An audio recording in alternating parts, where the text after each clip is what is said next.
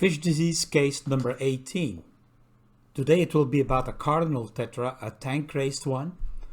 The fish is swollen, has a large belly, and a few fish were dying. So you can see here on the photograph, you can see here the big body of this Cardinal tetra.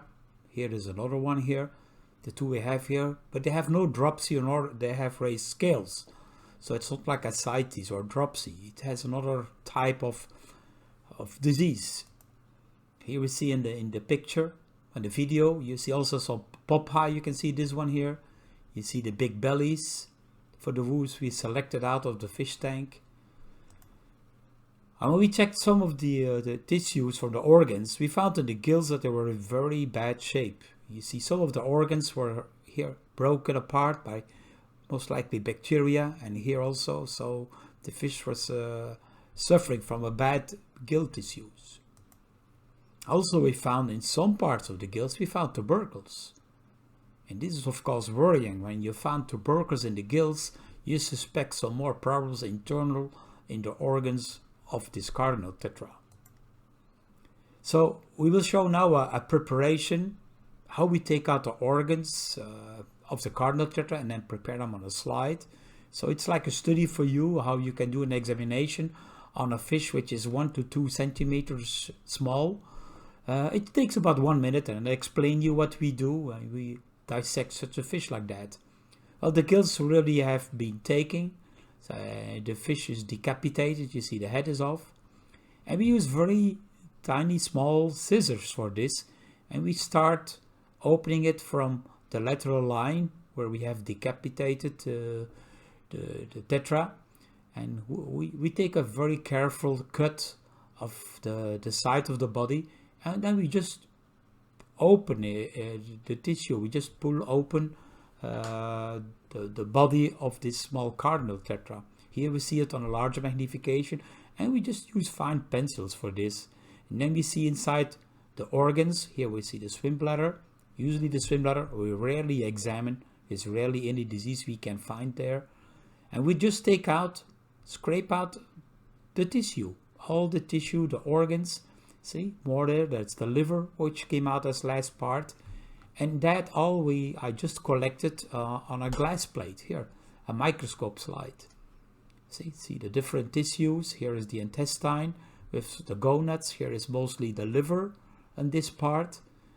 And in this, we will put some water on. Usually I put water on from the aquarium, which is the same temperature where the fish has been kept in. And then we just put another slide on it, a glass slide, and we just squeeze it, like I do here. We just squeeze it, and you can really see that the organs here, the liver, all has black, dark, brown spots. Also here, and here also the spleen also. So, as you can see, this doesn't look normal when you see this kind of organ with all those brown, dark specks. Well, this is what we can see in a microscope. We see here that liver, which has those brown spots, and those are all tubercles. Plenty of tubercles in that liver. Looks very unhealthy. Also the spleen has already lost its red color, and it is loaded with tubercles.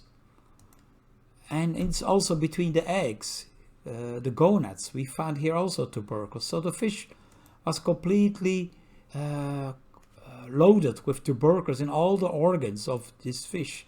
Well, the fish was already a couple of years old, probably, might be. And well, for a treatment for this kind of fish, which is already so swollen, it's too late. You have to put the fish asleep because it's most likely tuberculosis. Of course, like I tell you before, in my previous presentations, and lately I had a few on tuberculosis, but because it's a common problem. I explained it in my videos on YouTube. And Mycobacterium is something which develops easily in our tropical aquarium. And a laboratory can confirm, but like I tell you, who's going to pay 150 or 225 euros to find it out? Of course, a breeder should do that. Well, again, like I explained in previous explanations, the origin is usually the mother fish who passes it on through the gonads. And also live or frozen food with microbial pollution, and mostly It's from mosquito larvae. Mosquito larvae are very common to carry Mycobacterium with them, and it cannot be killed by freezing. You only can kill it by well cooking the food. Euthanize the sick fish. Apply biosecure measures, because be careful, it can infect other fish, but also can infect wounds on your hand. So you can have a zoonotic infection on your hands and can have some problems, which you don't like to have on wounds you have on your body and particularly your hands. You can try to use medications like erythromycin, tetracycline and minocycline. And feed the fish with pro and phytobiotics. That helps the defense system and the repair. I recommend our biofish food Fuco for this, which is a big help to fish to survive better this problem. Well, like I said, I have a specific video on my YouTube channel about fish tuberculosis. Try to watch it and you can maybe learn something more about this nasty disease. The next video will be about swordtails. Look, swordtails that have wounds. Okay, see you next time.